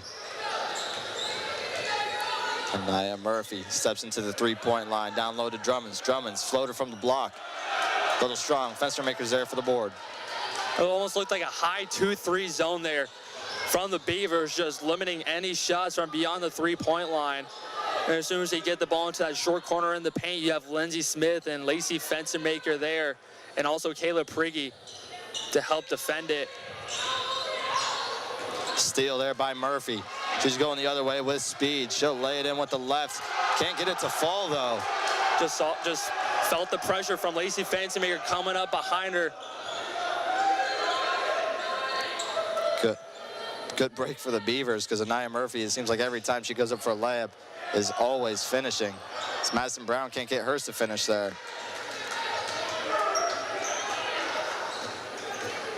Yeah. Lions trying to slow things down now. Yeah, when we saw a lot of fast breaks from Mount St. Joe in that first half, now kind of looking like they're just going to slow it down, try to use up clock.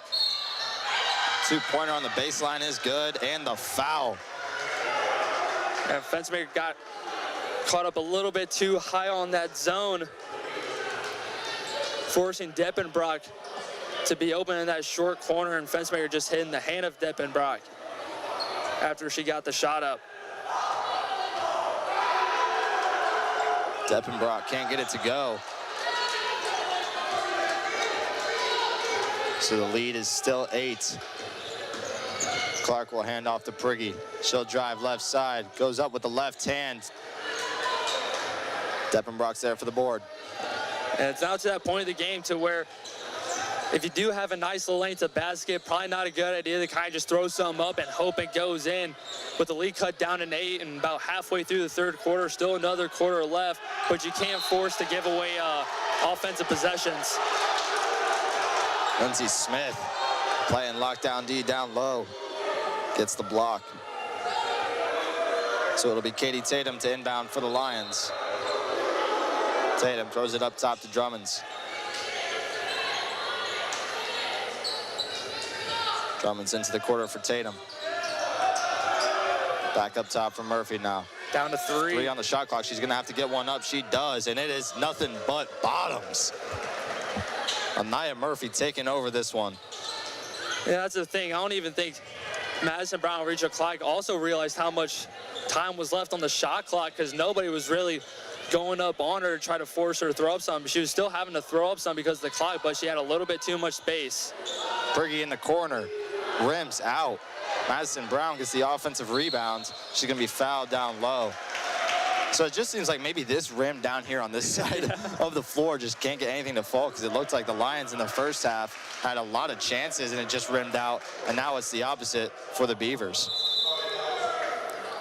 So we will have our first timeout. The Lions extending to their biggest lead of the evening, 46-35.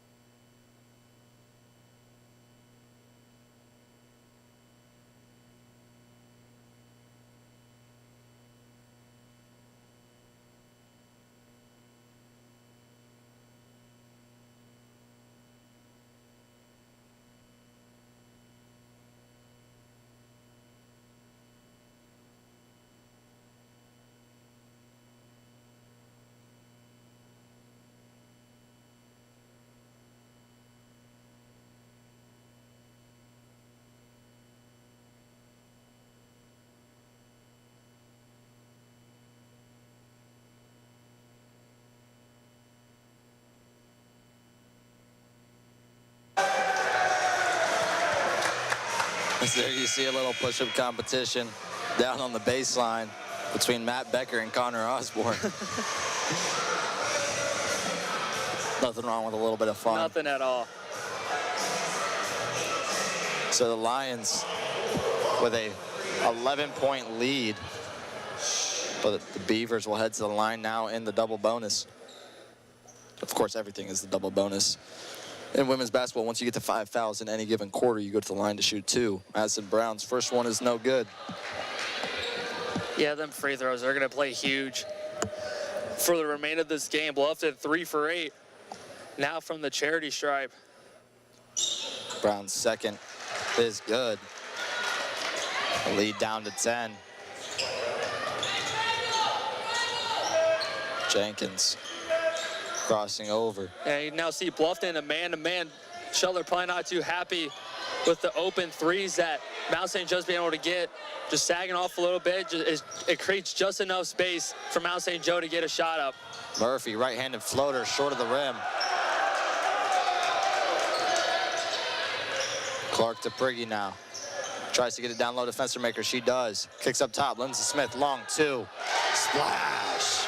Lindsey Smith gets the jumper to fall just inside the arc.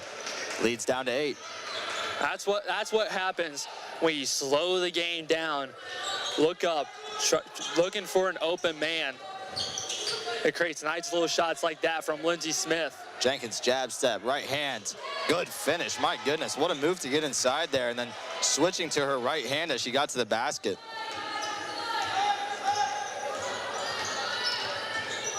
Madison Brown trying to will the Beavers back into this one. Goes inside, goes up with the right hand. Can't get it to fall, gets her own rebound, goes up again, and she'll get fouled and head to the line to shoot another 2 free throws. So Bluffton getting some chances at the line now. We were just talking about how few opportunities there were from the free throw line in the first half already. In the second half, it seems like they've more than doubled the amount of free throw attempts they've had. Yeah, Bluffton only had 2 free throw attempts in that first half. These attempts are now going to be 8 and 9 for the Beavers. So see Collenberg now check back into the game for Rachel Clark. So you now have 2 elite shooters from beyond the arc now in the game for Bluffton. They just haven't been able to generate many really good looks, because it just seems like everything's been rimming out for them too. They're 2 for 6 from three-point land, and they've throughout the season have shot a lot more threes per game than that. Madison Brown gets both to fall. She's up to 9. Jenkins down low to Drummonds. Just over the outside ring. Nice tip. Fingers of Priggy, but she steals it from Murphy. Drives in, cuts to the right. Back out to Columber. And Murphy's there for another steal and another easy lay-in. She has had her way tonight on the defensive end. Already 8 steals from Mount St. Joe tonight, and I want to bet that Murphy has at least half of them. Yeah, probably more than that. Madison Brown's layup attempt is rejected, and now here's Murphy again in transition, and she is up to 17. Coach Shuttler is going to have to take a timeout as MSJ is back up to 12. Anaya Murphy's just been able to really get things going, and part of that is because she's been so good in transition. So she's 7 for 15, 3 from 8 from three-point land. What do you think that has attributed to her success tonight, Caleb? I would say, well, the first thing is from beyond the three-point line, it just seems like she's been too open. Like the reason they have those 18 three-point attempts is because Bluffton is not right there, getting the hand in their face. There's just enough room for them to throw up a three-pointer, and Murphy's just been able to knock them down. But when getting those transition layups, she's been just phenomenal, being able to read the pass, being able to read the eyes of the Beavers of where that pass is going to go. A lot of times you can be able to tell by where their eyes are looking, that's where they want to go with the ball, and she's able to just read it phenomenally tonight. Yeah, MSJ coming into the game shooting 41% from 3, and you would have thought that the Beavers didn't know that with the defense that they played here in the third quarter, as they've kind of just sagged off from the three-point line, as we've mentioned a couple of times, giving them those easy looks. And I think that's the reason why they did switch from that man-to-man, because that 2-3 zone does kind of create wide open spots right in the three-point line for Mount St. Joe to stand there, catch and shoot, but also times when you do have that 2-3 zone, when you have two players kind of right there, kind of with a shooter out in front of them, both kind of stand back a little bit, kind of just wondering, like, are you going to go up and defend? Am I going to go up and defend? It kind of creates that little bit of confusion there on who's actually going to guard the ball. Absolutely. So if they can make that defensive change, I think that they have a good chance to get back in this, but they're going to need more on the offensive side. Yeah, it seems like offensively, too, it's kind of like I kind of said a little bit in the first half, only using up 10 seconds of clock. They need to try to use up as much time as they, not necessarily use up as much time as they can, but just try to look for the best shot available in that offensive possession. That's what's been working. Be able to get those wide open shots, those easy buckets, is finding that easy shot. Festermaker just has to throw something up because they weren't able to get a good look inside the shot clock. Mills now in transition. Murphy wide open 3. Wouldn't you guess it? It's good. Murphy now getting hot from the three-point line. She's up to 4 for 9 and 19 points.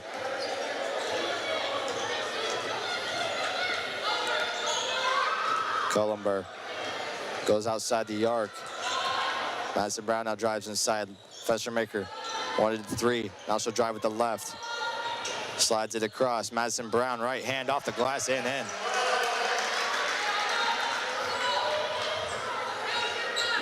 Lions playing their style of basketball here in the third quarter. Playing fast and getting those three-point attempts that they're so efficient at shooting. Tip by Festermaker. Good steal down low. Beavers trying to convert defense into offense here and get back into this thing. Minute remains. Festermaker going to work, goes up with the right, gets her own rebound. She'll go up with the right again, wide open, and she's able to lay it in. So back down to 11. I don't know if you saw that move by Festermaker. Once she got the rebound, pounded, went up, about got the ball, got tipped, but she goes, swoops underneath, is right next to the basket, wide open. Good Another steal tip by Lindsey Smith down low. Kayla Priggy goes into the body of Murphy, gets fouled, almost gets it to fall, but she'll go to the line with a chance to convert this 2 free throw attempts and get this lead back down into single digits. That's Anaya Murphy's 3rd foul. 2 huge tip steals from Bluffton on back-to-back possessions. That's going to be huge for them coming down the stretch of this, because you already know Mount St. Joe's going to take up a lot of time finishing off this third quarter, going into the fourth quarter as well. So you might have to be a little bit more aggressive on the defensive end, trying to go for steals, trying to get more block shots, get more players to attack the defensive glass. And we've seen the Beavers in this position before. Last home game, they were actually in this spot, and they were able to battle back because of their defense and their ability to get to the free throw line. It's just time to start converting those free throws, as now we'll see Townsend check in for Smith with 36.4 remaining. Also into the game is Alexis Stevely for the Lions. Aubrey Deppenbrock is back into the game. She checks in for number 24, Ellis Divers. Murphy to Deppenbrock. Hands off to Mills. Mills thought about the step back. Takes a glance at the shot clock, 9 on it. Jenkins drives inside, dumps it down low to Drummond. She goes up, won't go. 2 seconds on the shot clock. Murphy, that won't go either, but it falls to Deppenbrock. We're gonna have a foul go against the Beavers. I thought that was still on her hands as the shot clock was going off. There wasn't much contest from Coach Shuttler, and he's usually pretty on top of that, so I'll have to go with the referee's judgment here. And honestly, not a bad foul call as well, because that's only their 3rd foul of the quarter, so it's going to force Mount St. Joe to inbound with 1.6 seconds remaining. Jenkins' attempt falls short at the buzzer, and so the Beavers trying to fight back now with a 9-point lead for the Lions going into the 4th quarter.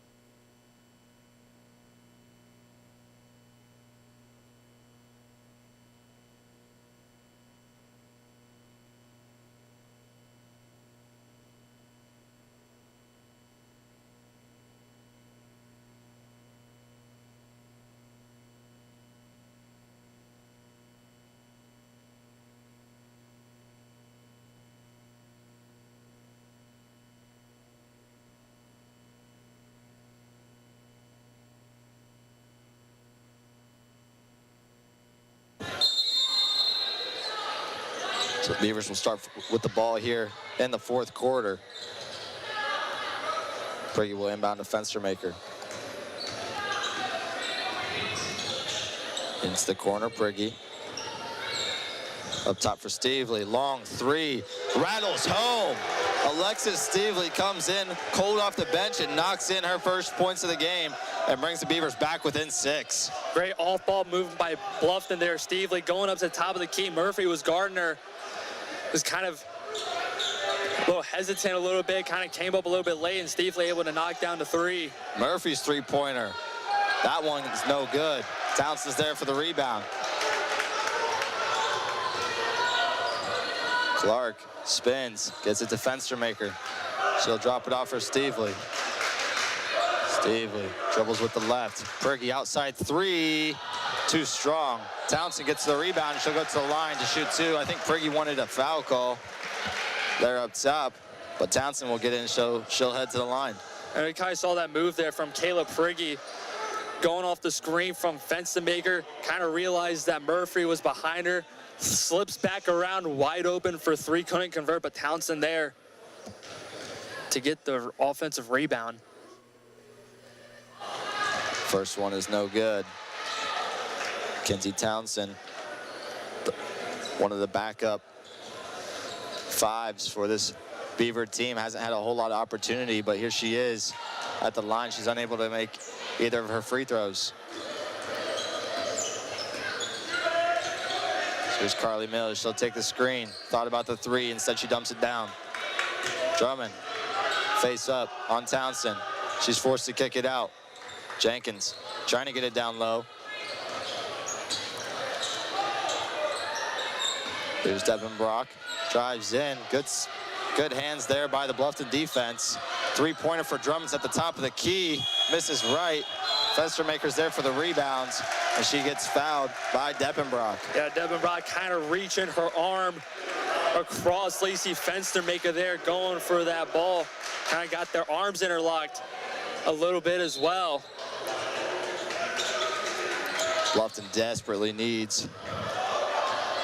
Oh, no, that's not good. Deppenbrock is down on the floor. Stevely with a three-point attempt. Misses off right. Fenstermaker's there for the rebound. Tries to go up. She'll get called. She'll get a foul call down low. Deppenbrock finally gets up. Looks like it might have been her knee. Yeah, it kind of looked like she was guarding Fenstermaker on that inbound. And it seemed like, I realized Fenstermaker was wide open there. And we just look over, and I don't know if Deppenbrock might have like tweaked her ankle a little bit, tweaked her knee. Couldn't really tell. She was trying to gather herself back up and go back and defend Fenstermaker on that inbound. Here's Fenstermaker's first attempt. And it just does not fall, and the struggles from the free throw line continue for the Beavers. And now 50%. 8 for 16. That's a big margin there that they would be able to pull back if they were just 70%. Fenstermaker's second attempt. That one's no good either. Kayla Prigge's there for the rebound. We'll get a foul down low. That's going to go against Ella Stivers. I think she's up to 4 now, That'll be if her I'm fourth. correct. But again, Beavers 0 for 2 at the line.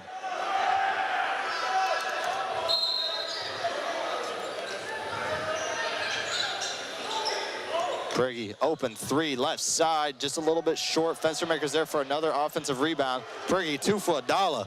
Can't get it to fall. Another offensive rebound for the Beavers. One of the reasons they've been able to stay in it has been those second chance points. Prigge on the floor. We're gonna have a jump ball, and that's gonna go towards the Lions. Good sportsmanship there from Morgan Jenkins, helping up Kayla Prigge.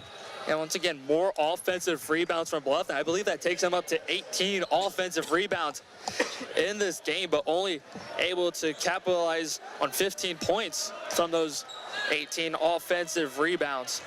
Yeah, 18 offensive rebounds. That should, I'm assuming when you get an offensive rebound that you're most of the time in the paint, should be able to just go right back up with those. So you would think that they would have some more points off of those. They've been unable to capitalize on those opportunities. Nothing's there from Murphy. She'll go up with the right anyway, and it hits off the front iron. Kind of seemed like she kind of just forced that one up a bit, and Bradley So already up to 22 points on the night. Kind of still seemed like she has the hot hand, but a lot of times when you get up to 20-plus points in a game, the defense keeps an eye on you. That's when you try to force it, try to pass it to your teammates, try to get them looks. Townsend working down low on Drummonds, tries to go up with the left. It gets blocked. Smart play by Lacey Fenstermaker to save it and throw it off of the shoes of the MSJ defender, Kennedy Hudson. Bluffton's going to have to work a little bit quick here. 5 seconds on the shot clock. Won't be surprised if Schuller tries to get a look for Stively or Prigge. That's Fenstermaker from the elbow, and she's able to get it to fall. So a 4-point lead now. Bluffton clawing back. Mills gets it to the elbow. Jenkins on the handoff. Left-handed layup is good. She's been equally as impressive tonight. She's up to 10. A pretty efficient 10. It seems like every time the ball hits her hands and leaves, it's going to hit the bottom of the net.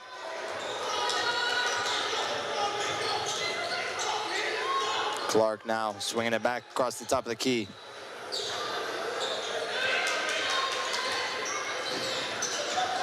Drives inside, right-handed layup is good. That little wraparound screen from Lacey Fenstermaker. Prigge gets into Rachel Clark, cuts right into the middle of the paint, splits through 2 defenders, and the finish with the right hand. It's a good pass fake there once she got inside, got towards the block, faked like she was going out. Defender took an extra step, gave her a little bit more room to finish that with ease. Here's Murphy driving baseline. Prigge's called for the foul.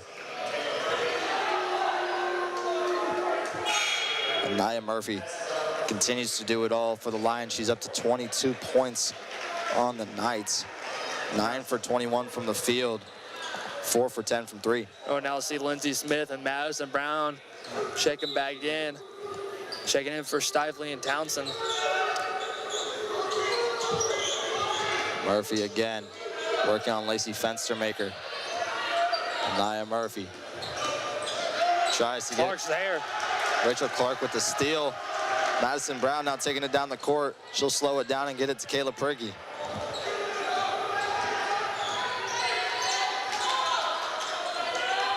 Madison Brown now driving inside, goes up with the right. It's not there. Guess who's there for the rebound is Lacey Fenstermaker.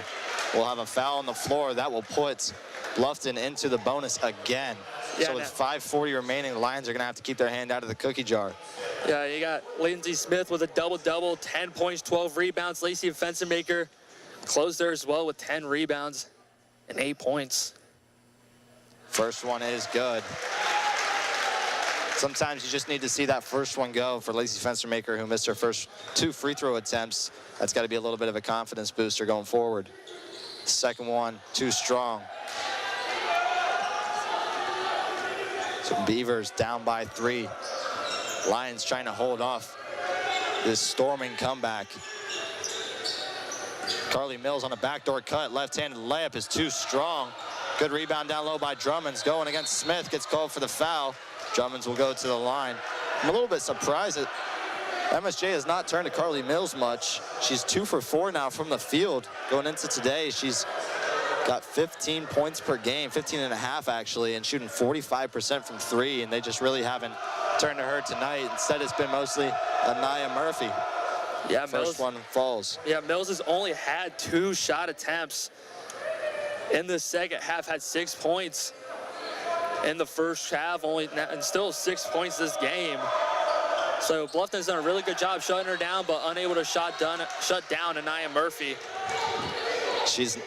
Madison Drummonds is now up to 10 points as well. That'll put 3 Lions in the double digits. Good move by Prigge off the glass, and it just rolls around and can't get it to fall. We're gonna have a jump ball that will stay with the Beavers. So good effort on the glass by Kayla Prigge. Man, that took 2 trips around the sun and still wouldn't fall. That's still kind of that look where you kind of try to get that home court friendly roll, but yeah. that rim's just saying nope. They talk about a members bounce in golf, and you would think that there's a little home court advantage in basketball, but I'm telling you what, that rim has been unforgiving to everybody who's shooting on it tonight. Madison Brown will inbound to Kayla Prigge. Rachel Clark with Carly Mills on her hip. Not much there. 7 now on the shot clock. Madison Brown drives inside, right-handed floater. Again, gets her own rebounds. Another offensive board. Madison Brown gets it into the corner for Kayla Prigge, who passes into the hands of Nia Murphy. Rachel Clark trying to play her best transition D, gets called for the foul. Now Nia Murphy's a little shaken up. Grimacing at that left leg.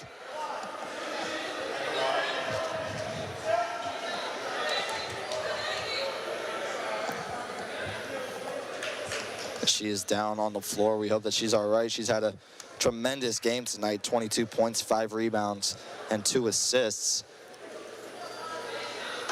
And the Lions are a little bit short-staffed as it is, with Deppenbrock leaving the game with an apparent leg injury, as well as being without one of their starters in Haley Gingrich. Yeah, but still then Mount St. Joe's been able to do a phenomenal job without one of their usual starters, also without Dippenbrock, who's a phenomenal player off the bench for the Lions, and now with Murphy going down, it's gonna kind of put them in a tough spot. Up by 4 with 4.5 left in this game. Looks like she's being stretched out, so hopefully hopefully it's nothing, but we're hoping for the best, and that is probably a cramp. Hard to play through, but you can nonetheless.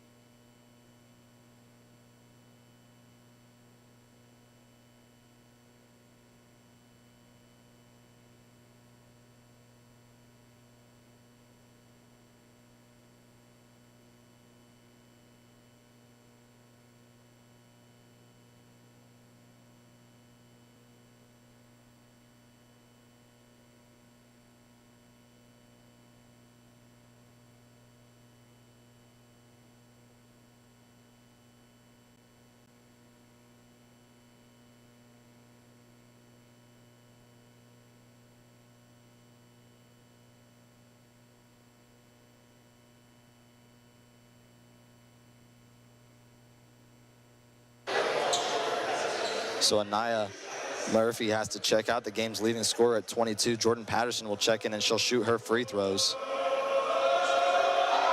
Patterson's first attempt, good. She's coming cold off the bench and being asked to hit some big free throws for the Lions. That first one falling, it's got to feel really good. Patterson's second. A little strong, and it rims out. Kayla Prigge's there to corral the rebounds. So a 5-point lead for the Lions. Just under 5 minutes to play in the game. Prigge playing with her back to the basket. Left-handed layup is good. Great job by Prigge, backing down her defender, then taking that quick first step towards that left block, finishing with the left hand. Mills tries to get it down low. A little aggressive is Lacey Fenstermaker, and the floater is good for the Lions. Devenbrock coming into the game adds to her total. Yeah, it's at that point of the game where you're only down about 3 points to where, like, yes, the steal is great, but you cannot be too aggressive and try to go for a steal, as it just there leads to an open basket and to extend the lead. Madison Brown drives in with the right. Kicks it back out to Rachel Clark. Clark drives in with the left this time. Tries to shoot a left-handed floater. Falls short. Jordan Patterson is there for the rebound on the air ball. Patterson driving inside. Jenkins wanted to shoot the three. Thought better of it and passes it back up top to Carly Mills. Also of note, Anaya Murphy rejoined her team on the bench. Gave her coach the thumbs up. So it'll be interesting to see if she is able to come back into this game. Drummonds face up on Smith, works inside, gets inside, little fadeaway off the rim and in. That's a problem with there, allowing her to give herself with Smith, giving Drummond's baseline. As soon as she gets baseline, she's able to cut back right into the middle of the paint and be right underneath the basket with Smith on her back. Kayla Prigge driving inside, wants to go up and under, she gets fouled. So another chance at the free throw line for Kayla Prigge to add on to her total and bring this lead back to 5. A nice little stutter step, spin move back in. And a little bit too much hands from Depenbrock.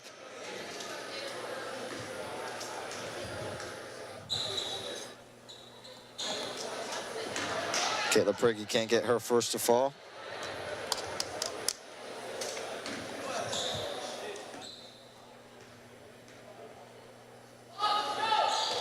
Second one is no good either. And the shooting woes at the stripe continue.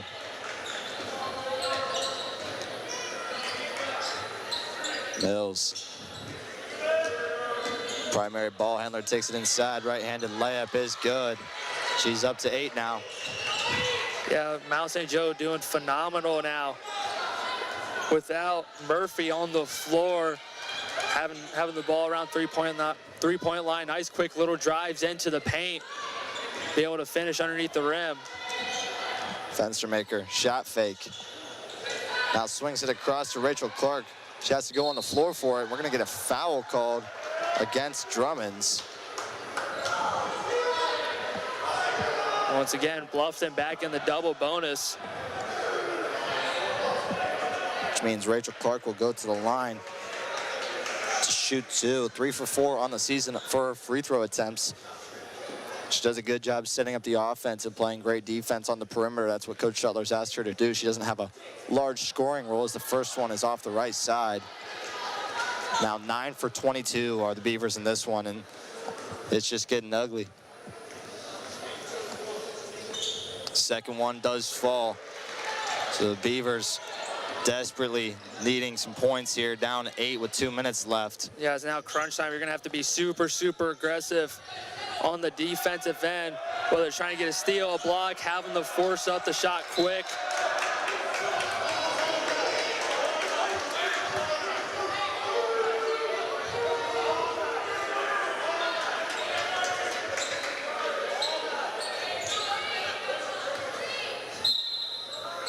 Jenkins to inbound, gets it to Depenbrock.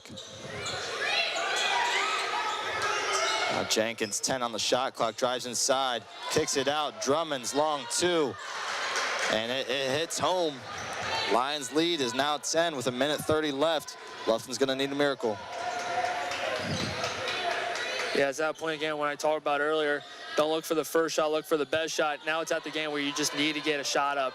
You need to try to get a bucket to fall, try to cut down in this lead. And unfortunately there, Brown isn't able to cut the lead down to 8.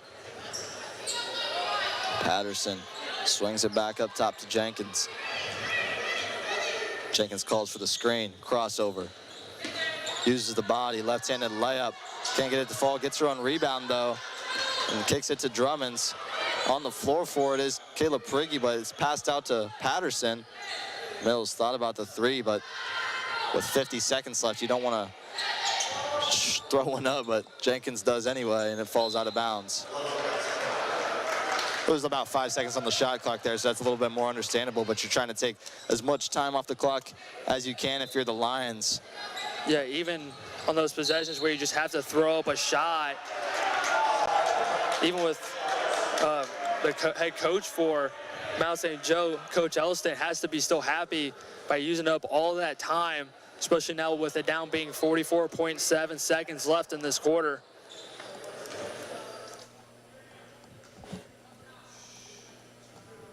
Madison Brown will shoot 2.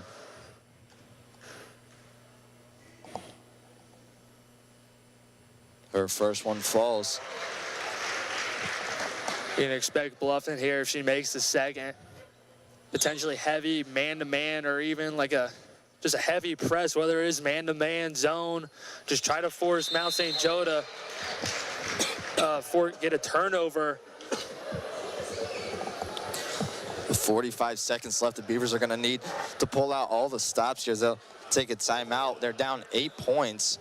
MSJ just doing a really good job on the defensive end here in this quarter. And like we've mentioned a lot of times already, Bluffton 12 for 25 from the free throw line isn't going to get it done.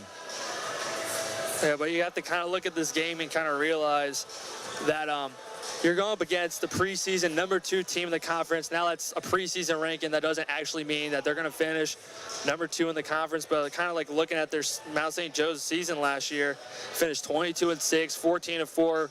Bluffton knows they have a really, really tough opponent coming to the house, and they hung with them. They were right there with them from tip-off to where we're at now. And Bluffton's just done a phenomenal job. Just the one thing, I'm sure, Andrew, you've heard the phrase, free throws is the name of the game. Mm-hmm. Well, today, free throws was the name of the game, as Bluffton was only 12 of 25 from the charity stripe, 48% from the free throw line. That's kind of why we're down 8 points. Even if you get that up, you make about 6, 7, 8 more free throws, get about to 80, 75% from the free throw line. You're right there. It's a 5-point game. It's at least a 2-possession game, especially with only 44.7 seconds left. You're right there with them. Not saying that this game isn't over. There's still a lot of time left. Still a chance for Bluffton to mount a comeback here. But those little mistakes there, just knocking down a couple more free throws, and it's a lot closer than what it is. Tie up on the floor, and Rachel Clark will be called for the foul on Deppenbrock. So Aubrey Deppenbrock, the freshman, will, oh, sorry, they're not in the bonus yet. I thought that they were. They got one more. So Jenkins will inbound again from the side. Similar play, they'll inbound to Carly Mills. Nice job trying to force a steal, but Carly Mills got fouled. So she will now head to the line to shoot 2. Carly Mills, the junior from Fairfield, Ohio. Looking at this roster for the Lions, they only have 3 seniors on the team, and only 2 of them are starters. So Anaya Murphy and Madison Drummonds are the 2 seniors that we've seen in the game here tonight. Mackenzie Butler, the other senior, the guard. So they have a lot going for them looking forward too, with most of their players being underclassmen. And you look at that roster, a lot of freshmen and sophomores there, so a bright future for this program, as well as a pretty good current situation. So offensive rebound is probably going to do it. Rachel Clark will foul anyway with 33.3 seconds left. That's going to be her 5th. So her night's going to be done.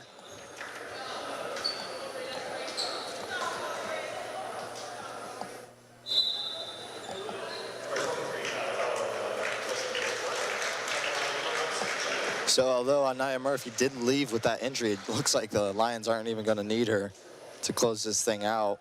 Although she may be available, like I said earlier, she did give her coach the green light to put her back into the game after she was tended to on the trainer's table, which is a good sign. She's a fantastic player, and she had a great night tonight. So it's good that she is going to be okay. Both of the free throws are hit by Carly Mills. So Bluffton will have Rose Holman coming up. Rose Holman, as we mentioned earlier, is 1-4 on the season. They haven't had a program in the past, so they've struggled a little bit, but they're trying to turn things around.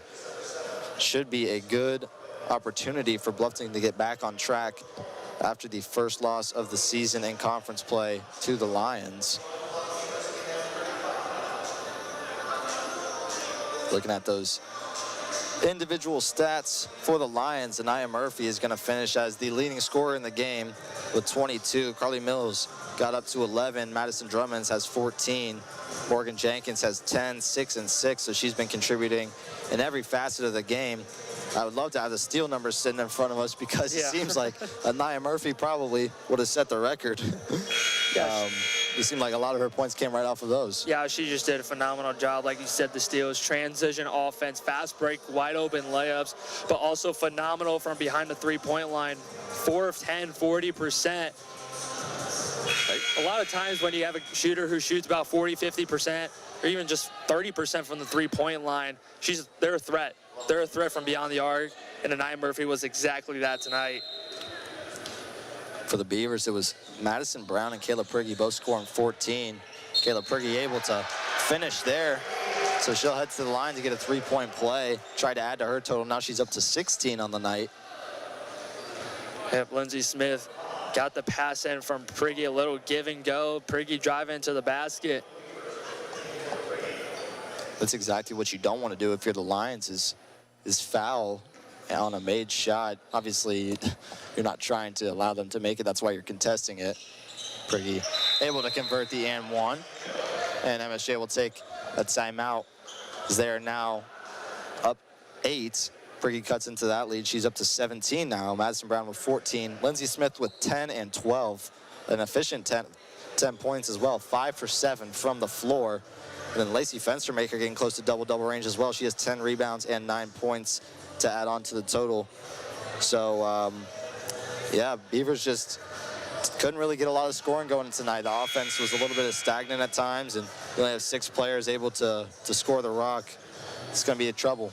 Yeah, especially from like we've been talking about for a majority of the second half, shooting from the free throw line, finishing 13 of 26 when they only had 2 free throw attempts in that first half. But nothing really Bluffton should be hanging their heads about. They were phenomenal tonight. They played really good. They hung right with one of the best teams in the conference for the full 40 minutes of this ball game.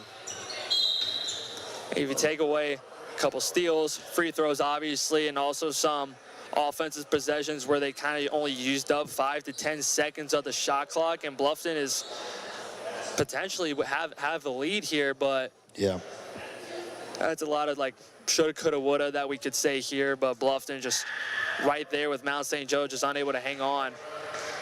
Yeah, it just seemed like MSJ was able to build that lead in that first minute, and although Bluffton did fight back at one point, it's just that 5-point lead. They couldn't get past 5 points.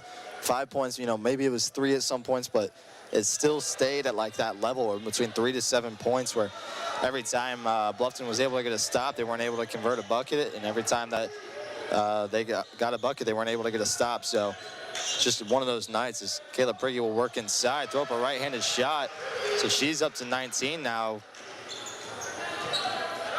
She's forced to foul, down 8. Kayla Prigge, a left-handed shooter, went up with the right there, able to get it to fall.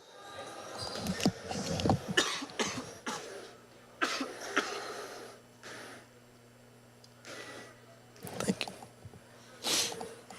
Jenkins hits off the front of the iron.